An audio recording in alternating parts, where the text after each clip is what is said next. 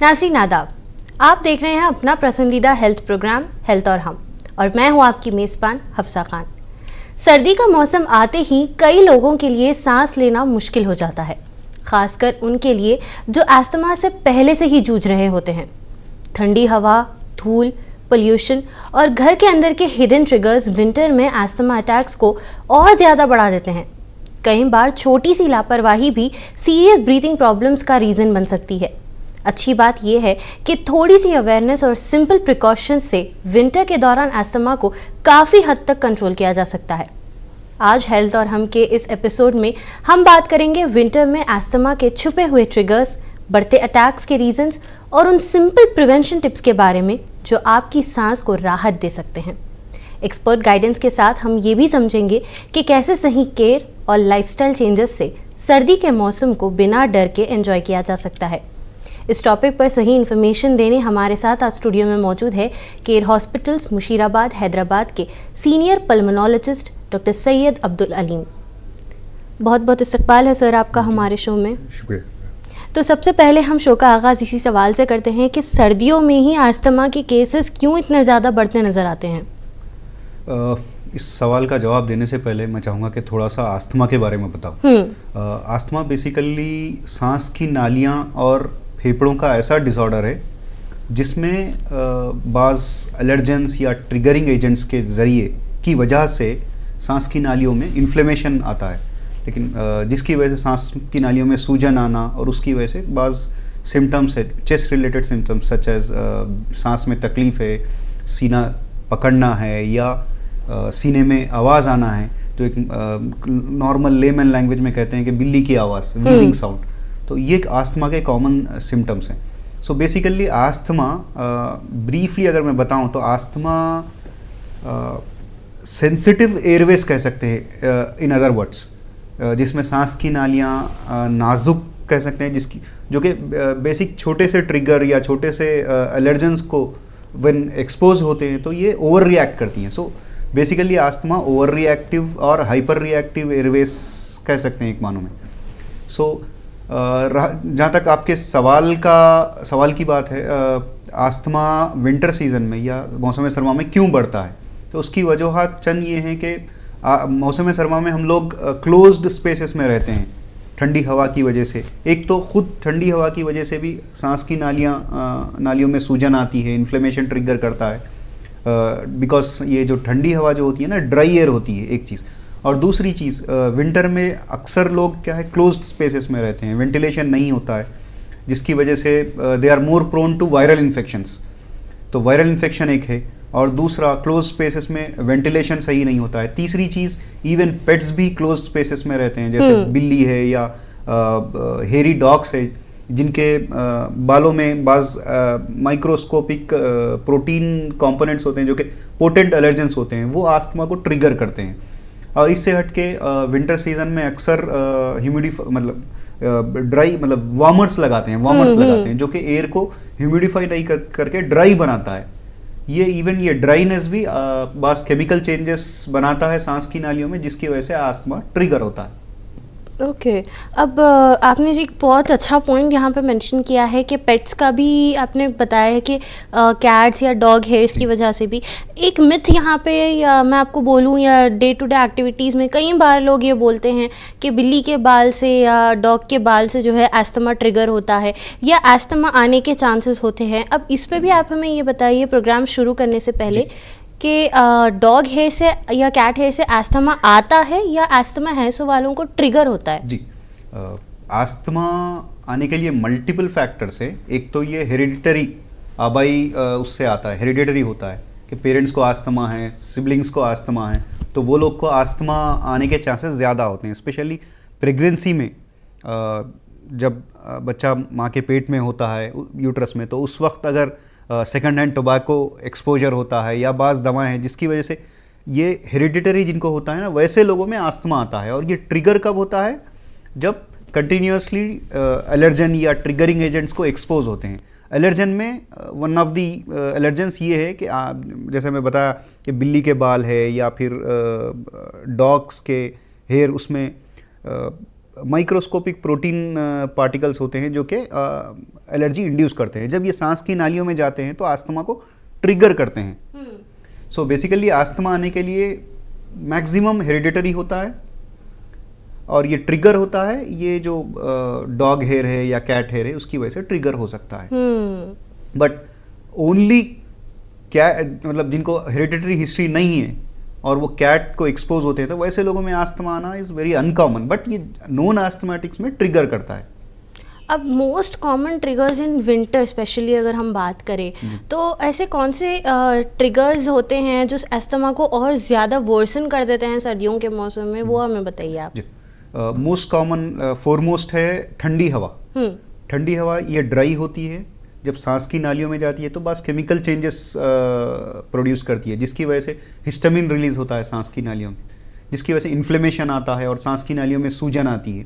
ये सब में कॉमन है। कोल्ड एयर, देन जैसे मैं बताया लोग क्लोज्ड स्पेसेस में इंडोर्स रहते हैं, वार्मर्स या हीटर्स यूज़ करते हैं जिसकी वजह से ड्राई एयर, तो कोल्ड एयर एक है, दूसरा ड्राई एयर है, तीसरा क्लोज्ड स्पेसेस में रहने की वजह से वायरल इन्फेक्शन के चांसेस ज़्यादा होते हैं।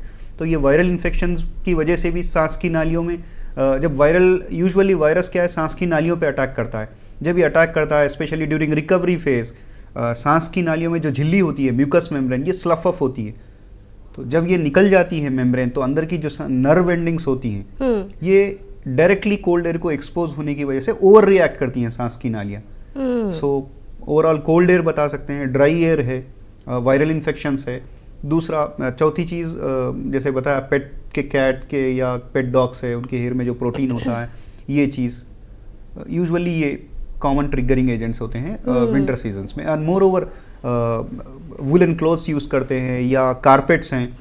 क्लीनिंग समर्स में पॉसिबल नहीं होती है यूजुअली बिकॉज सनलाइट उतनी नहीं होती है कि उसको ड्राई किया जाए, तो वैसी सूरत में इवन उसमें भी हाउस डस्ट माइट की तादाद बढ़ जाती है।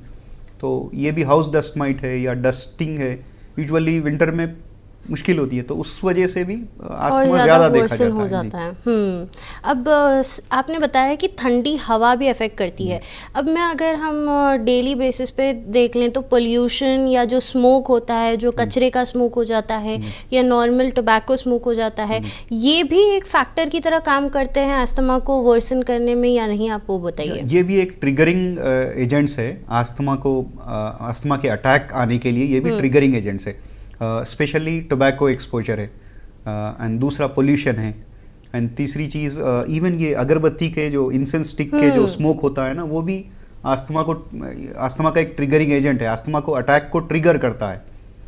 एंड चौथी चीज़ जब क्लोज्ड स्पेसेस में होते हैं विंटर में, एक चीज़ यहाँ पे तो उतना कॉमन नहीं है जुनूबी इंडिया में, बट ऊपर के हिस्से में वहाँ जहाँ पे ठंडी एकदम ज़्यादा होती है तो वो लोग क्लोज्ड उसमें भी आग जलाते हैं अपने आप को वार्म रखने के लिए, तो उसमें भी एयर ड्राई होती है, तो वो भी वन ऑफ द रीजन है, उसका भी धुआं होता है। जो हीटर्स यूजुअली घर में चलाते हैं, नॉट ओनली हीटर्स, आग जो जलाते हैं स्पेशली नॉर्थन साइड्स में, जैसे कश्मीर है, दिल्ली वगैरह उस तरफ जो चिमनियों के अंदर जो जलाते हैं, चिमनी वगैरह, उसकी वजह से भी आस्थमा ट्रिगर होता है। यानी कि विंटर्स में जिस चीज़ को हम अच्छा समझते हैं कि गर्मी सेकना, उधर बैठना, वो भी हार्मफुल है अस्थमा पेशेंट्स को, हार्मफुल हो सकता है। अब जो सर्दियों के मौसम में बुखार आता है या कोल्ड वायरल इन्फेक्शंस ले लीजिए आप, वो क्या रोल प्ले करता है अस्थमा में? जैसे मैं बताया वायरस सांस की नालियों पे अटैक करता है, वायरस की वजह से कॉमनली ब्रोंकियोलाइटिस होता है या ब्रोंकाइटिस होता है। ब्रोंकियोलाइटिस नथिंग बट सांस की नालियों का इन्फ्लेमेशन है, इन्फेक्शन की वजह से, तो उसमें सांस की नालियों में झिल्ली निकलती है, इन्फ्लेमेशन बढ़ता है। आस्थमा क्या है? सांस की नालियों का इन्फ्लेमेशन है। तो जैसे ही ये इन्फेक्शन में भी इन्फ्लेमेशन बढ़ता है तो आस्थमा ट्रिगर होता है। And not only that, viral infection में लोग अक्सर बॉडी पेन्स वगैरह की वजह से पेन किलर्स लेते हैं, तो इवन पेन किलर भी one of the triggering agent बन सकता है। पेन किलर की वजह से भी बाज़ मैकेनिज्म से केमिकल चेंजेस जो कह सकते हैं एक मानों में, उसकी वजह से सांस की नालियों में हिस्टामिन रिलीज होना, लिकोट्राइन्स रिलीज होना, ये इन्फ्लेमेटरी मीडिएटर से वो इन्फ्लेमेशन को एनहांस करते हैं, जिसकी वजह से सांस की नालियों में सूजन आती है और आस्थमा का अटैक ट्रिगर होता है।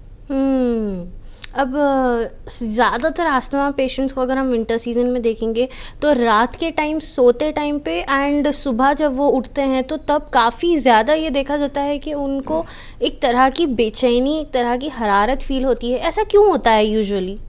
इसके मैकेनिज्म जैसे मैं बताया, कॉमनली रात में और अर्ली मॉर्निंग ज़्यादा सिम्टम है। इसका मैकेनिज्म वही है, कोल्ड एयर है एक चीज़, और दूसरी चीज़ रात में क्या है, फ्लैट सो जाते हैं तो नाक के या म्यूकस के जो भी म्यूकस जमा होता है, पूलिंग ऑफ सेक्रीशंस होता है जो कि लोअर एयरवेज में सीप ऑफ होता है, तो उसकी वजह से भी कॉफ इंड्यूस होती है, इन्फ्लेमेशन इंड्यूस होता है, जिसकी वजह से भी आस्थमा ट्रिगर होता है।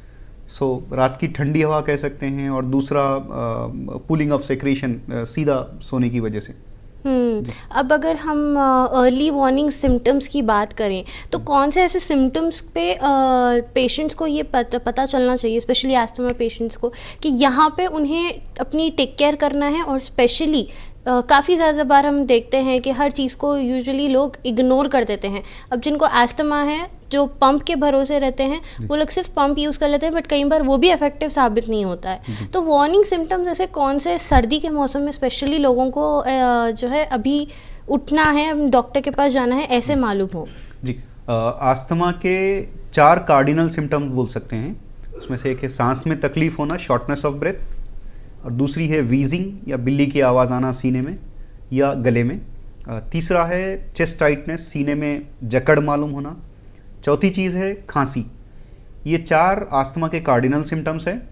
सो जब ये सिम्टम्स वर्सन होते हैं तो नॉन आस्थमाटिक ऑलरेडी वो लोग इन्हेलर्स पे होते हैं, लेकिन इन्हेलर में भी 2 टाइप्स के इन्हेलर्स होते हैं आस्थमा के लिए। एक है कंट्रोलर इन्हेलर जो कि एंटी इन्फ्लेमेटरी होता है बेसिकली, सो जो कि डिसीज को इन्फ्लेमेशन आने से रोकता है, प्रिवेंट करता है, ट्रिगर आने से मतलब इवन अटैक्स आने से रोकता है, प्रिवेंटिव इन्हेलर कह सकते हैं, और long term maintenance controller inhaler कह सकते हैं। दूसरा इन्हेलर है जब तकलीफ इस मेंटेनेंस इन्हेलर के बावजूद भी अगर ज़्यादा होती है, आस्थमा के सिम्टम्स ज़्यादा होते हैं, तो रेस्क्यू इन्हेलर होता है, और रिलीवर इन्हेलर जो कि सांस की नालियों को खोलने में मदद करता है।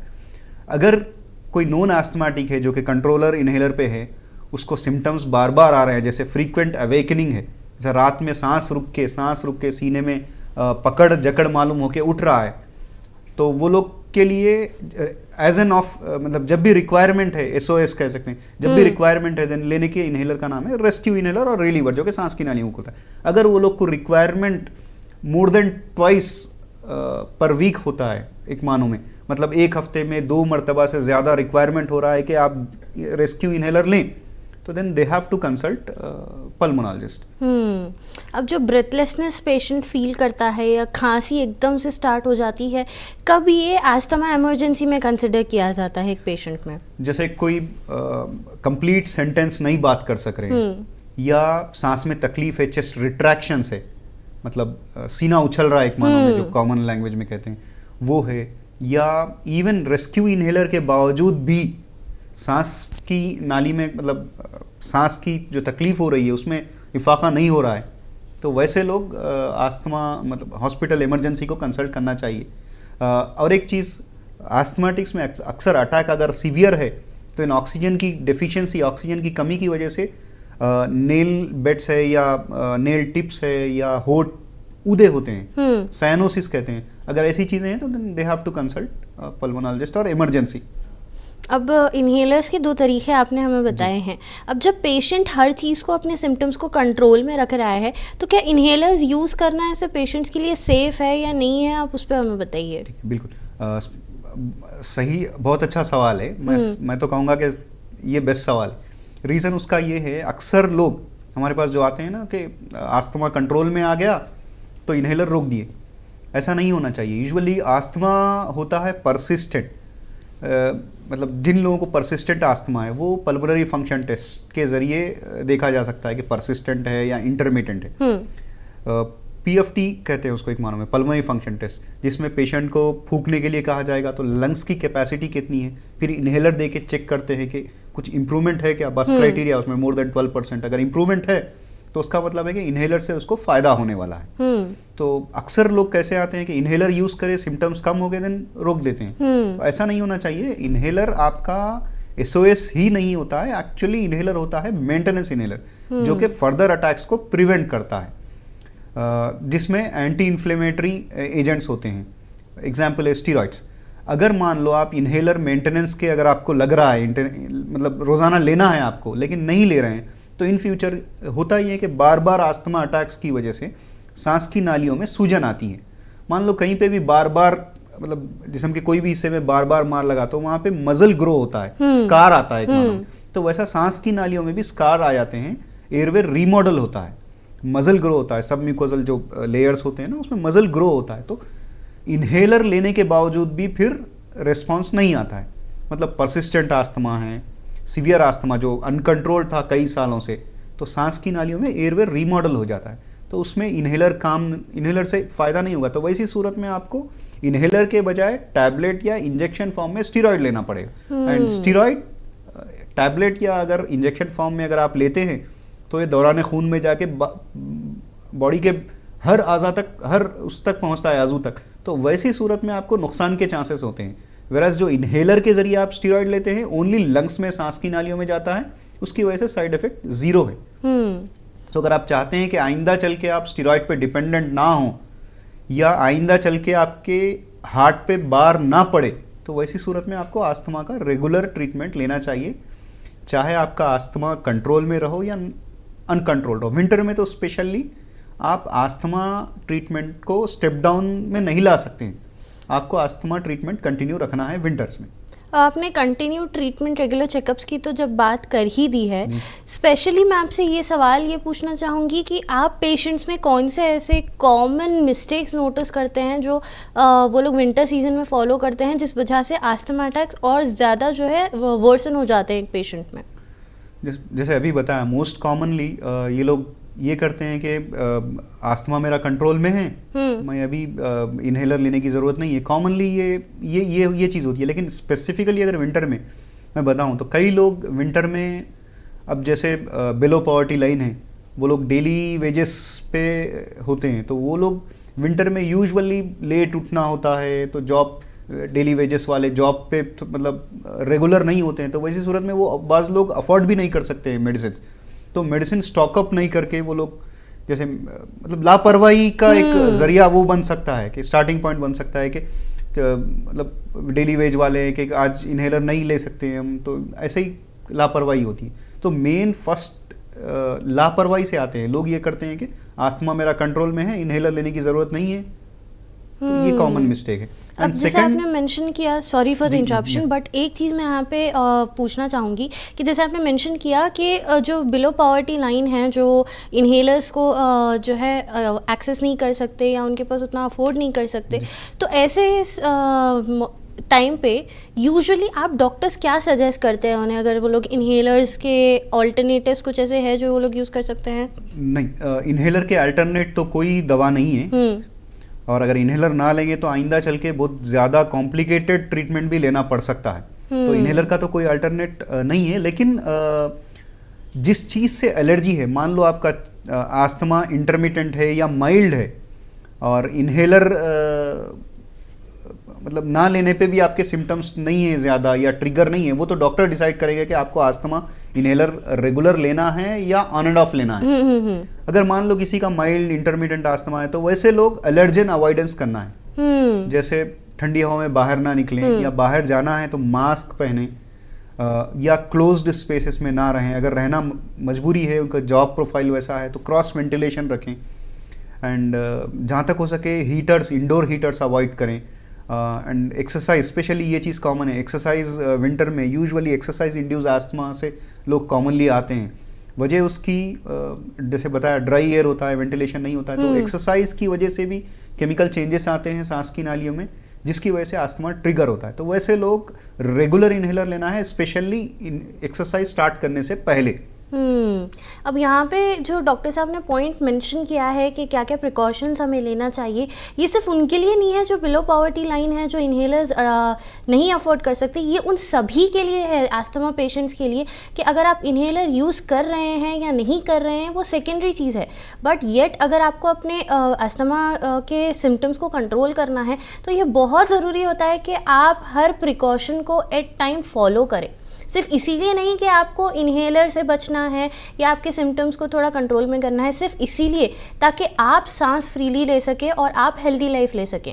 बिकॉज जब आप देखेंगे कि एस्थमा अटैक किसी को होता है तो कितनी तकलीफ़ वो इंसान से जाता है, सिर्फ उस तकलीफ़ को अवॉइड करने के लिए ये काफ़ी ज़्यादा ज़रूरी होता है कि आप खुद से अपने प्रिकॉशनरी चीज़ों को फॉलो करें, सो दैट आप और आपके प्यारे जो है आपको तड़पते ना देखें और आप भी वो तड़प को महसूस ना करें।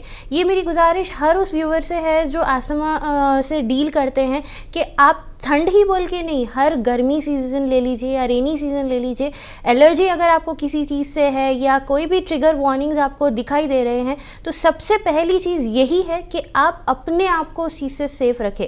मास्क पहने, एलर्जी वाले चीज़ों से दूर रहें, थोड़ा सा अपने आप को इन्हेलर्स, जैसे डॉक्टर साहब ने मेंशन किया है कि काफ़ी सारे लोग कॉमन मिस्टेक यही करते हैं कि इन्हेलर स्टॉप कर देते हैं जब सिम्टम्स नज़र नहीं आते हैं। तो मेरी यही गुजारिश रहेगी कि आप लोग इस चीज़ को फॉलो करें, प्रिकॉशन टर्म्स मेंटेन रखें, सो दैट आप भी एक हेल्दी लाइफ जी सकें। तो बढ़ते हैं आपके जवाब की तरफ, जहाँ पे मैंने इंटरप्ट कर दिया था आपको। जी वही इन्हेलर ही मेन चीज़ है आस्थमा कंट्रोल के लिए।